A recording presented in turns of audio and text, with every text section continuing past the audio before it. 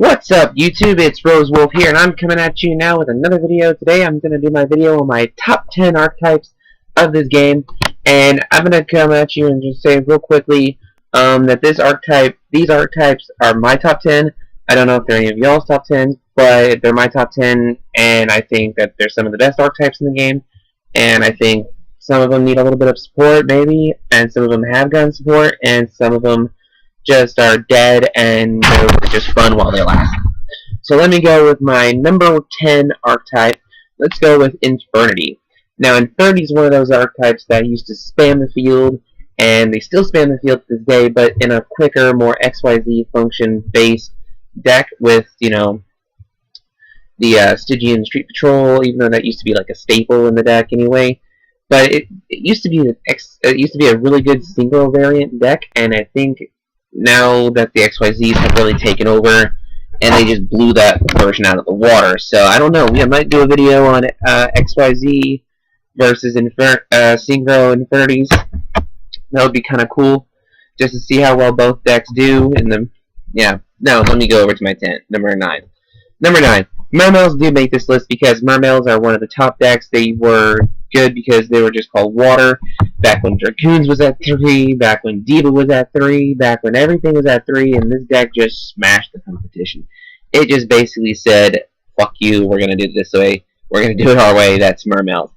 And Mermail Abyss Linde is one of the best cards, best floaters for the deck anyway, because it brings out the level 7 monsters, or a Spike, or something like that. It's pretty good. Now, number 3, Injectors. Injectors in their prime, man, they were wrecking the whole game. They made single plants look like a bitch.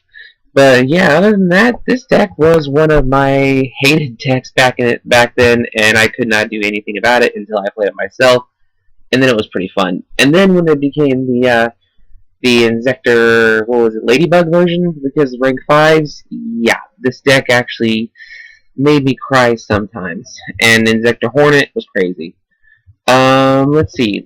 Number 4, Prophecy. Prophecy is by far a really decent deck. It makes it to my it makes it into my number 6 box. Sorry, not number 4. It makes it into my number 6 box because it searches out the whole deck, and they got Blue Boy, which searches out practically the whole deck. Anyway, and they got Priestess, the Reaper build, the World build, and I think it's basically because it's based off the tarot cards. And High Priestess of Prophecy is one of the best cards in the game. It was $100, like $150 card back when it first came out, so you also gotta look into that. So, and Judgment and Fate were like insane as well. On to number 5. Psychics.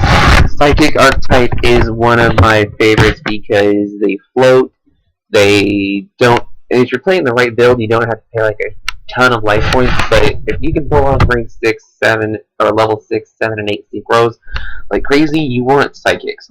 Plus with Psychic Overload, and you can just reload your deck up, and you basically just have game right there, because Psychic Overload is pretty crazy. It is crazy! It's crazy! And I'm gonna go on to number 5. Judgement Dragon! Lightsworn! Lightsworn is a bitch because Judgment Dragon is their only like staple boss monster like they have. And without Judgment Dragon, Lightsworn would be shit. And yep. And well, Old Lightsworn would be shit without this card. So yeah. Unless you're playing like the Lightsworn engine without Judgment Dragon, you got all this kinds of shit. So you got that as well. Number 4, Black Wings. I love this deck. This deck was one of my favorites back in the day. I played this pretty competitively on my old channel. And yeah, plus we have, you know, Blackwing Armor Master, which is a really decent card, by the way, if you really think about it. It can't be destroyed in battle, you take no battle damage, and if your opponent attacks into it and that monster didn't get destroyed, you put a Blackwing counter and that monster's attack becomes 0, basically. Yeah, it's a pretty decent card, I'd say, and we also have Shura, which is a searcher, summoner, searcher, basically. I don't know what you would call it. But moving on, to number 3, Gladiator Beasts. Gladiator Beasts, this card is the nuts, also with Heraclinos and stuff like Hoplomus, which you can actually abuse a lot, and make sure the deck is pretty good functioning. And War Chariot by far is one of the coolest trap cards in the game. As long as you have a Gladiator Beast monster on the field, that card is always live. And let me go on to number 2. Any kind of machine archetype basically does make this list because Burrito is insane. 2800 beat stick, and if you double its attack with limit removal, you basically have game.